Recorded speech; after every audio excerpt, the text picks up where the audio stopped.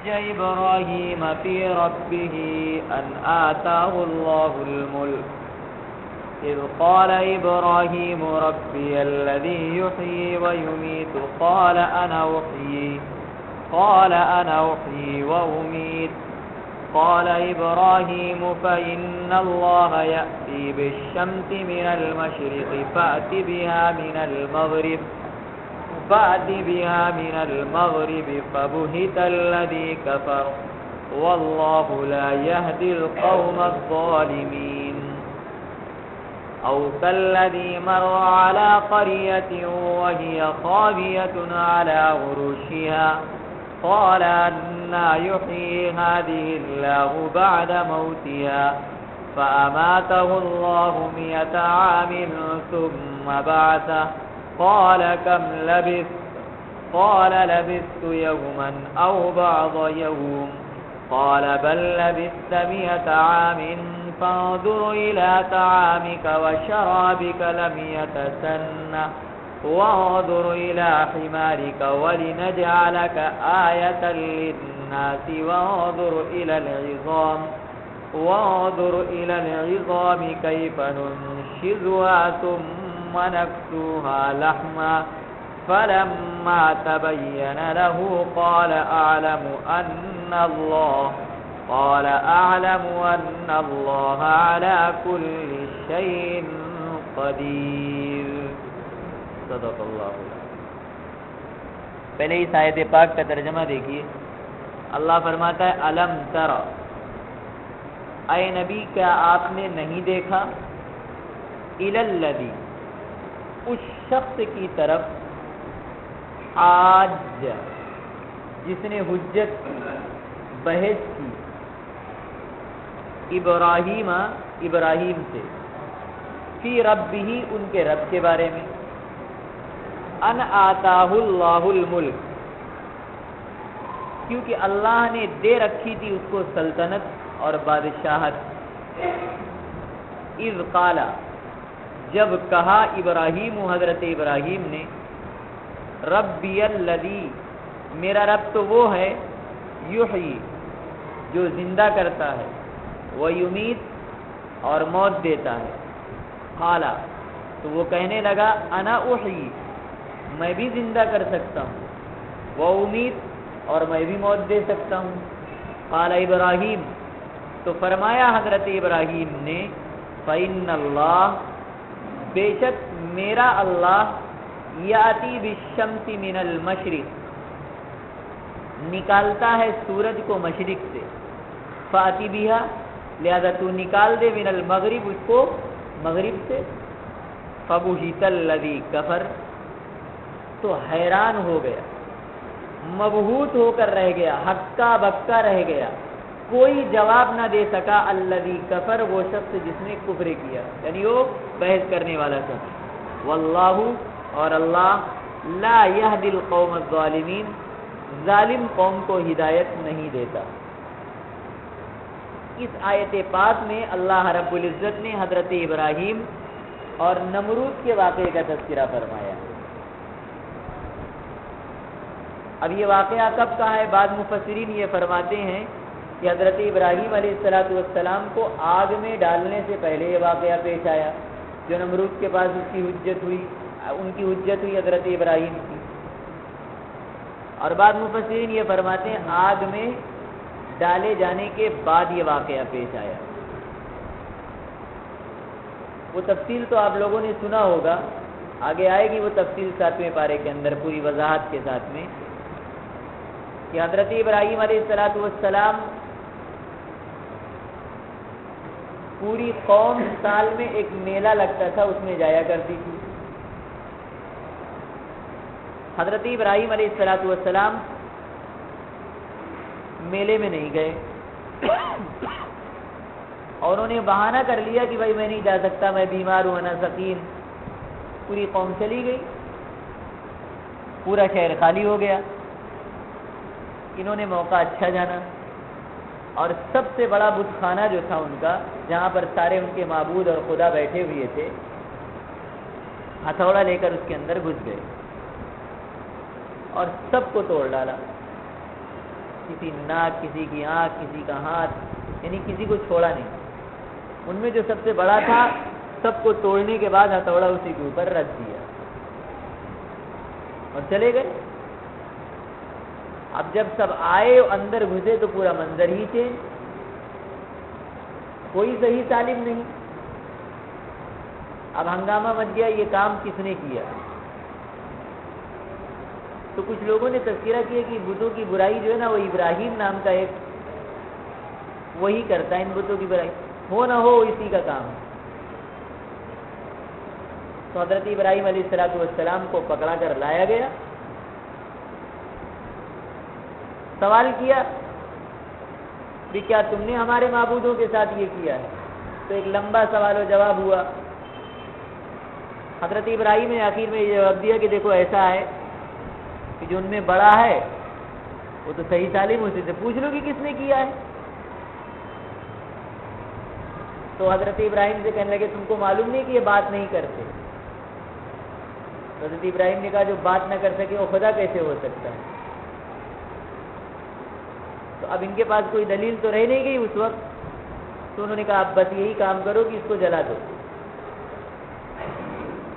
مفسرین یہ فرماتے ہیں کہ اس وقت تو قید کر دیا گیا حضرت ابراہیم علیہ السلام کو، اب جو ہے قید کرنے کے بعد پھر ایک مرتبہ حضرت ابراہیم علیہ السلام کو جلانے سے، آگ میں ڈالنے سے پہلے، مطلب جلانے کا مطلب یہ ایک مرتبہ اور ان کو حاضر کیا گیا نمرود کے دربار میں۔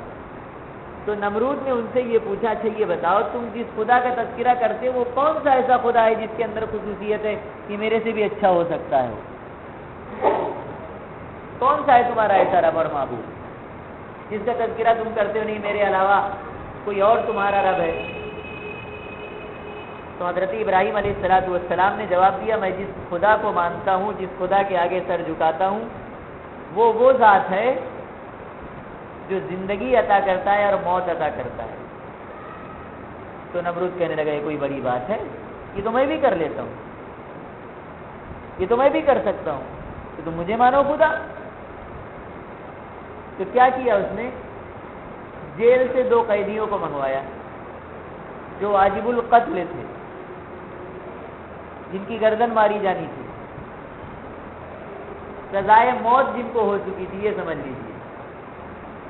ان میں سے کیا کیا؟ ایک کو سامنے قتل کرا دیا اور ایک کو رہا کر دیا۔ دونوں واجب القتل کا ہے، دیکھو ایک کو میں نے موت دے دی اور ایک کو چھوڑ دیا، زندگی عطا کر دی۔ حضرت ابراہیم علیہ السلام اس کے اس فریب سے اور اس واقعے سے انہوں نے اندازہ لگا لیا پاگل دی گریڈ آدمی، عقل سے پیدل ہے، اس کا اسکرو ڈھیلا ہے تھوڑا سا، یہ کور مغز معلوم ہوتا ہے اور کوڑ مغز بھی معلوم ہوتا ہے۔ یا تو یہ زندگی اور موت کی حقیقت نہیں سمجھ سکا اور یا یہ سمجھا بھی ہے تو اب اس کے پاس کوئی جواب نہیں ہے تو وہ اس انداز پر فریب دینا چاہتا ہے عوام کو۔ حضرت ابراہیم علیہ السلام نے اس سے جو بحث و مباحثہ چل رہا تھا اس کا انداز فوراً چینج کر دیا کہ اگر میں اب اس سے موت اور زندگی کی حقیقت پر گفتگو کرتا ہوں تو یہ سمجھ نہیں پائے گا، اس لیے اس ٹاپک کو فوراً چینج کر دیا حضرت ابراہیم علیہ السلام۔ حالانکہ حضرت ابراہیم علیہ السلام کہنا یہ چاہتے تھے زندگی اور موت سے کہ جو بے جان چیزیں ہیں میرا پروردگار تو وہ ہے کہ ان کے اندر جان ڈالتا ہے۔ بھائی 2 قیدیوں کو لایا وہ تو پہلے سے زندہ ہیں، ان کے اندر جان کہاں تو نے ڈالا کہ ان کو زندگی عطا کی؟ اور اگر قتل کیا تو قتل کرنے کے بعد موت تیرے ہاتھ میں تھوڑی ہے، تو نے تو تلوار چلائی ہے، اگر اللہ چاہے تو اس کو بھی زندہ رکھ سکتا ہے، ویسے کہ اللہ کا قانون نہیں ہے، سبب بنا تو، لیکن موت تو نے عطا نہیں کی، ورنہ اللہ تبارک و تعالیٰ بغیر گردن کے بھی لوگوں کو زندہ رکھ سکتا ہے۔ بھائی حضرت شاہ اسماعیل شہید کا واقعہ بہت مشہور ہے ہندوستان کے اندر، انگریزوں سے جنگ چل رہی تھی بالا کوٹ کے اندر، شاملی کے میدان میں۔ حضرت شاہ اسماعیل شہید محدث دہلوی رحمۃ اللہ علیہ جو تو بہت پائے کے بزرگ تھے، میدان جہاد کے اندر جنگ چل رہا انگریزوں کے خلاف، اس کے اندر کسی کافر نے ان کے گردن پر وار کیا،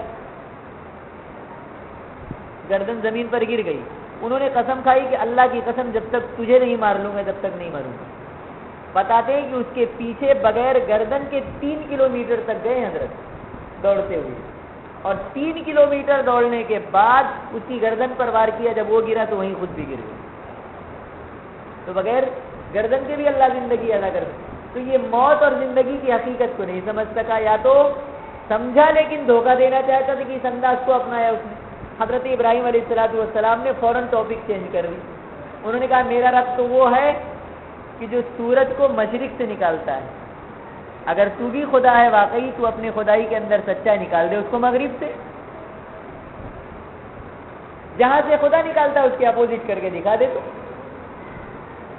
قرآن یہ کہہ رہا ہے فَبُہِتَ الَّذِي كَفَرَ،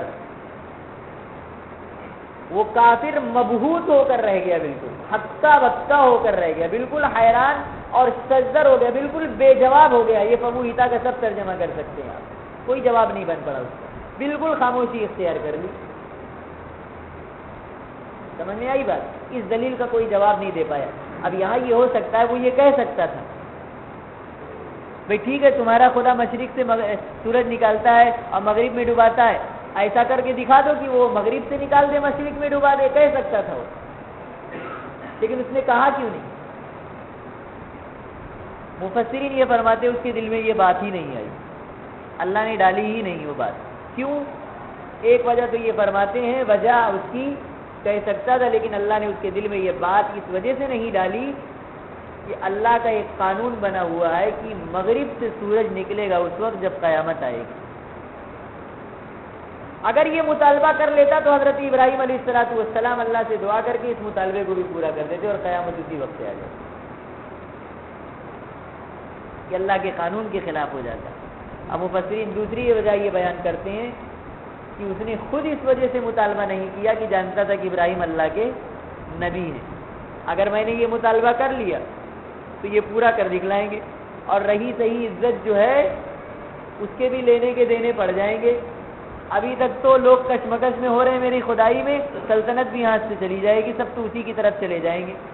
اسی لیے اس نے یہ جملہ نہیں کہا، خاموشی اختیار کر لی وہیں پر۔ اور پھر ہر ایک کا جو ایک حال ہوتا ہے کہ صاحب طاقت کے زور پر جب دلیل سے کام نہیں چلتا تو طاقت استعمال کرتا، پھر اس نے طاقت استعمال کیا اور پھر وہ آگ میں ڈالنے کا واقعہ پیش آیا۔ مفسرین یہ فرماتے ہیں۔ اب یہاں پر ایک نقطہ ہے، کام کی چیز ہے، وہ علمی بات ہے۔ مفسرین یہ فرماتے ہیں کہ ایک نقطہ یہاں پر یہ ہے کہ مباحثے اور مجادلے کا ایک انداز ہوتا ہے کہ جب کسی مسئلے میں بحث چل رہی تو جو دلیل آپ نے پیش کی ہے اسی دلیل پر آپ قائم رہیے، رد ہو آپ اسی انداز کی دلیل پیش کیجیے۔ مناظرے اور مباحثے کا اصول ہے دلیل چینج نہ کیا جائے، اگر دلیل چینج کر دے کوئی مناظر تو اس کو شکست سے ماننی پڑتی ہے، اپنی ہار تسلیم پڑتی ہے۔ حضرت ابراہیم علیہ السلام نے فوراً ٹاپک چینج کر دیا، تو یہ تو اصول مناظرہ کی خلاف ورزی ہے۔ تو اس کا جواب بڑا سادہ سا ہے کہ دیکھیے اصول مناظرہ بنایا کس نے؟ ہم نے۔ انبیاء علیہ السلام ہمارے بنائے اصول کے پابند تھوڑی، ہم تو ان سے اصول سیکھتے ہیں۔ دوسری بات یہ ہے کہ اصول مناظرہ کے اندر بھی دلیل کو چینج اس وقت نہیں کیا جا سکتا جبکہ چینج کرنے والا اپنی مصلحت دیکھ رہا ہو۔ اگر جس سے مناظرہ یا مباحثہ ہو رہا ہے اس کی مصلحت پیش نظر ہو تو دلیل کو چینج کیا جا سکتا ہے۔ مثال کے طور پر جس سے مباحثہ ہو رہا ہے وہ اتنا کم دماغ کا ہے کہ آپ جو دلیل پیش کر رہے ہیں اس کو سمجھ ہی نہیں پا رہا، تو اب آپ نچلے درجے میں آ کر کوئی ایسی دلیل پیش کیجئے اس مسئلے کے لیے جس مسئلے میں بحث ہو رہی ہے جو اس کے سمجھ میں آ جائے۔ تو اگر اس کی مصلحت کو پیش نظر رکھتے ہوئے اس کو بات سمجھانے کے لیے دلیل چینج کرنا چاہے تو چینج کر سکتا ہے، اور یہاں پر یہی ہوا تھا کہ حضرت ابراہیم علیہ السلام کی پہلی دلیل کو سمجھ ہی نہیں سکا تھا، اس لیے حضرت ابراہیم علیہ السلام نے اس کی رعایت میں دلیل چینج کی تھی کہ ٹھیک ہے زندگی اور موت کو نہیں سمجھ رہا، چل میرا خدا مشرق سے سورج نکالتا ہے تو مغرب سے نکال کر بتا دے۔ فبہت الذی کفر، سمجھ میں آئی نا بات؟ اسی واقعے کو اللہ رب العزت نے اس آیت پاک کے اندر بیان کیا ہے۔ اس آیت پاک سے علماء نے ایک دلیل نکالی کہ ضرورت ہونے پر وقت کے تقاضے پر کبھی ایسا تقاضا آ جاتا ہے وقت کا کہ مناظرہ اور مباحثہ اور مجادلہ، گفتگو، چاہے وہ مناظرے کی شکل میں ہو یا مباحثے کی شکل میں ہو، ضرورت کے وقت یہ بھی جائز ہے اور یہ کرنا چاہیے ضرورت کے وقت۔ کیوں؟ کیونکہ ضرورت پڑنے پر اس سے حق اور باطل کے اندر فرق واضح ہوتا ہے۔ ہم آپ سے کچھ کہہ رہے ہیں اپنے گھر میں بیٹھے ہوئے، آپ وہاں سے کچھ کہہ رہے ہیں اپنے گھر میں بیٹھے ہوئے، کبھی کبھی اس سے بات بنتی نہیں ہے، آ جاؤ سامنے، تم اپنی حقانیت کے دلائل پیش کرو، ہم اپنے حقانیت کے دلائل پیش کرتے ہیں، عوام سامنے بیٹھی ہوگی، بنا دیجئے ایک جج سب کے متفقہ فیصلے سے وہ فیصلہ کر دے، بھائی کس کی دلیل مضبوط ہے اس کو مان لیا جائے گا۔ یہ آتی ہے نوبت، اور یہاں سے یہ استدلال قرآن پاک کی اس آیت سے تو نکلا ہی، حضرات صحابہ اور پھر تابعین اور تبع تابعین کے دور سے یہ واقعہ چلا آ رہا ہے۔ امام ابو حنیفہ رحمۃ اللہ علیہ اس زمانے کے اندر خلق قرآن کا مسئلہ پیدا ہوا تھا، قرآن اللہ کی مخلوق ہے کہ اللہ کا کلام ہے؟ جو اس زمانے کے اندر ایک طبقہ پیدا ہوا تھا وہ قرآن کو بھی اللہ کی مخلوق مانتا تھا، اور امام ابو حنیفہ اور اہل حق کا یہ مسئلہ تھا قرآن اللہ کی مخلوق نہیں، اللہ کا کلام ہے۔ زبردست مناظرے ہوئے اس مسئلے میں، اور الگ الگ اسٹیٹوں میں امام ابو حنیفہ رحمۃ اللہ علیہ پہ پہنچے، اور اس زمانے کے اندر کمیونسٹ نظریے کے لوگ بھی پیدا ہو گئے تھے جو خدا ہی کو نہیں مانتے تھے، ان سے بھی زبردست مناظرہ کیا امام ابو حنیفہ رحمۃ اللہ علیہ نے۔ ایک اسٹیج پہ تو امام صاحب دیر میں پہنچے اس واقعے کو لے کر، کافی تاخیر سے پہنچے وہاں پر۔ تو وہ مناظر صاحب جو تھے مد مقابل، جو خدا کو نہیں مانتے تھے، انہوں نے ایک دم ناراضگی کا اظہار کیا، اتنا تاخیر ہو گئی، آپ ایسے ہیں ویسے ہیں، خوب اپنی دلیلیں پیش کی۔ امام صاحب نے کہا دیکھو دیر ایسی ہوئی، اس وجہ سے ہوئی کہ میں دریا پر پہنچا تو وہاں پر کوئی کشتی نہیں، اور پھر ملاح نہیں، کشتی ہوئی، تو اسی انتظار میں دیر ہوا، پھر اتفاق ایسا ہوا کہ ایک کشتی آئی بغیر ملاح کے، اور میں اس پر سوار ہوا، پھر اس نے مجھے اس پار سے اس پار لا کے چھوڑ دیا۔ تو کہنے لگا یہ کیا بکواس کر رہے تم، بغیر ملاح کے بھی کوئی کشتی چل سکتی ہے؟ تو امام صاحب نے پوچھا اچھا یہ بتاؤ، بغیر ایک کشتی بغیر ملاح کے نہیں چل سکتی، تو اتنی بڑی کائنات بغیر خدا کے چل سکتی ہے؟ وہیں مناظرہ ختم ہو گیا۔ تو کرنے پر حضرت مولانا قاسم نانوتی رحمۃ اللہ علیہ نے عیسائیوں سے سینکڑوں مناظرے کیے ہندوستان کے اندر۔ حضرت عیسیٰ علیہ السلام، ایک زمانہ تھا کہ انگریز نے جب ہندوستان پر قبضہ کیا تو مبلغین پوری دنیا کے، پوری ہندوستان کے اندر پھیلا دیے، یعنی عیسائیت کا دبدبہ پورا پھیلانے کے لیے۔ اور حضرت مولانا قاسم نانوتی اور بھی تھے، مولانا رحمۃ اللہ کیرانوی وغیرہ نے، خاص طور پر سر فہرست مولانا قاسم نانوتی، ان کا یہاں نہیں پوری دنیا میں پیچھا کیا، یہاں سے لے کر ترکی تک گئے ہیں ان کے مناظرے کے لیے۔ وہ ترکی کے اندر آخری مناظرہ ہونے والا تھا، چیلنج کیا تھا اس نے ترکی کے اندر، حضرت والا وہاں پہنچ گئے، اس کو پتہ چل گیا کہ یہاں بھی آگے، وہ راتوں رات ترکی چھوڑ کر غائب ہو گیا۔ تو ضرورت پڑتی کبھی کبھی مناظرے کی تو وہ ناجائز اور حرام نہیں، بعض لوگ اس کو بہت غلط سمجھتے ہیں، ارے یہ مباحثے کی چیز کیا، اس سے لڑائی اور جھگڑا ہوتا ہے، وہ ٹھیک ہے تھوڑی دیر کے لیے، لیکن حق اور باطل کا فرق واضح ہو جاتا ہے۔ قرآن پاک کی آیت یہ بتلا رہی، ضرورت پڑنے پر اس کو استعمال کیا جا سکتا ہے۔ سمجھ میں آئی بات؟ جی ہاں۔ اب اگلی آیت دیکھیے، پہلے ترجمہ دیکھیے۔ اللہ فرماتا ہے او کلذی، یا اس شخص کی طرح، مر جو گزرا، علی قریۃ ایک گاؤں پر۔ یہ دوسرا واقعہ اللہ رب العزت اگلی آیت میں بیان کر رہا ہے، عجیب واقعات میں سے۔ یا اے نبی یاد کیجئے اس واقعے کو، اس شخص کی طرح جو جس کا گزر ہوا ایک ایسے گاؤں پر، وہی خاویۃ جو بالکل الٹا پڑا تھا، علی عروشیہ اپنے چھتوں کے بل، یعنی پہلے چھت گری ہوئی تھی، اس کے اوپر اس کی دیواریں گری ہوئی تھی، ایسے بالکل ویران پڑا ہوا تھا، اور ایک شخص کا گزر ہوا وہاں پر۔ تو قالا، وہ گزرنے والا شخص کہنے لگا، انا یحیی ہذہ اللہ، کیسے زندہ کرے گا ان لوگوں کو بعد موتیہا، اللہ ان کے مر جانے کے بعد۔ یعنی یہ پورا شہر کسی حادثے کا شکار ہو گیا اور سارے کے سارے لوگ مرے پڑے ہوئے ہیں، اب اللہ تبارک و تعالیٰ دوبارہ میدان محشر میں ان کو کیسے زندہ کر پائے گا؟ فاماتہ اللہ، تو اللہ نے ان کو ہی وہاں موت عطا کر دی، ان کو ہی وہاں پر اللہ نے موت دے دی۔ 100 عام، 100 سال تک، ثم بعث، پھر 100 سال کے بعد پھر دوبارہ ان کو زندہ کیا،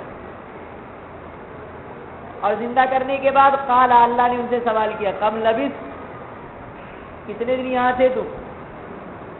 پہلے ترجمہ دیکھیے، قال تو کہنے لبثت یوما او بعد یوم، ایک دن یا ایک دن سے بھی کچھ کم مدت میں یہاں ٹھہرا؟ اللہ نے فرمایا نہ، قال اللہ نے فرمایا بل لبثت 100 عام، تو یہاں پر 100 سال تک ٹھہرا تھا، 100 سال تک مردہ ہونے کی حالت میں پڑا تھا۔ فانظر، دیکھو تم، الی طعامک، اپنے کھانے کی طرف، و شرابک، اور اپنے پینے کی چیز کی طرف، لم یتسنہ، 100 سال تو ہو چکے لیکن وہ سڑا گلا نہیں، بالکل کسی قسم کی کوئی چینجنگ اور تبدیلی نہیں آئی۔ وانظر الی حمارک، اور دیکھو اپنے اس گدھے کی طرف جس پر تم سوار ہو کر آئے تھے، کہ وہ بھی 100 سال سے بنا پڑا ہوا تھا، اب دیکھو ذرا اس کی طرف، وَلِنَجْعَلَكَ، اور تاکہ ہم بنا دیں آپ کو آیۃ للناس، لوگوں کے لیے نشانی، علامت۔ وانظر الی العظام، اور دیکھو تم اس گدھے کی ہڈیوں کی طرف، کیف ننشزها، کہ ہم اس کو کیسے جمع کرتے ہیں ابھی، ثم نکسوها لحما، پھر ہم کیسے ان ہڈیوں پر گوشت چڑھاتے ہیں۔ فلما تبین له، لہذا جب ان کے سامنے یہ واقعہ ظاہر ہوا تو قال، وہ کہنے لگے اعلم، میں نے بالکل جان لیا کہ ان اللہ، بے شک اللہ، علی کل شیء قدیر، ہر چیز پر قادر ہے۔ اس آیت پاک کے اندر اللہ رب العزت نے ایک اور عجیب و غریب واقعے کا تذکرہ فرمایا۔ یہ واقعہ کب کا ہے؟ بنی اسرائیل کے کسی زمانے کا یہ واقعہ ہے، اور یہ جس گاؤں کی طرف اشارہ کیا یہ کون سا گاؤں ہے؟ بعض مفسرین یہ فرماتے ہیں یہ بیت المقدس کا جو شہر ہے وہ گاؤں یہاں پر مراد ہے، اور بعض یہ فرماتے نہیں، یہ دیر ہرقل ایک علاقہ تھا، بنی اسرائیل کے بستیوں میں ایک علاقہ تھا دیر ہرقل، جو اس وقت وہ ایک دریا بہتا ہے وہاں پر فلسطین کے اندر، اس کا نام میں بھول گیا، دریائے نیل نہیں، ایک اور کوئی دریا ہے، اس کے قریب یہ واقع تھا یہ گاؤں، وہاں کا یہ واقعہ ہے۔ اب یہ گزرنے والے شخص کون تھے، اس بارے میں مفسرین کا اختلاف ہے۔ بعض فرماتے ہیں کہ بنی اسرائیل میں ایک نبی آئے ہیں حضرت ارمیہ علیہ السلام، ان کے ساتھ یہ واقعہ پیش آیا۔ بعض یہ فرماتے ہیں کہ حضرت خضر علیہ السلام کے ساتھ یہ واقعہ پیش آیا، اور بعض مفسرین یہ فرماتے ہیں کہ حضرت عزیر علیہ السلام کے ساتھ یہ واقعہ پیش آیا، اور زیادہ واضح روایات اسی بارے میں کہ یہ واقعہ جو اس آیت پاک کے اندر بیان کیا گیا ہے وہ حضرت عزیر علیہ السلام کے ساتھ پیش آیا۔ اب اس واقعے کی تفصیل کیا ہے، کیونکہ وقت ہو چکا، انشاءاللہ وہ تفصیل میں کل آپ کے سامنے رکھوں گا۔ دعا کیجیے اللہ تبارک و تعالی ہمیں قرآن پاک کی صحیح سمجھ نصیب فرمائے اور اس پر عمل کی توفیق عطا فرمائے۔ اللهم صل على سيدنا وشفيعنا وحبيبنا ومولانا محمد وعلى آل سيدنا ومولانا محمد وبارك وسلم۔ ربنا آتنا في الدنيا حسنة وفي الآخرة حسنة وقنا عذاب النار۔ اللهم احفظنا من كل بلاء الدنيا وعذاب الآخرة۔ اهدنا الصراط المستقيم، صراط الذين أنعمت عليهم غير المغضوب عليهم ولا الضالين۔ وصلى الله تعالى على خير خلقه محمد وعلى آله وأصحابه أجمعين برحمتك يا أرحم الراحمين۔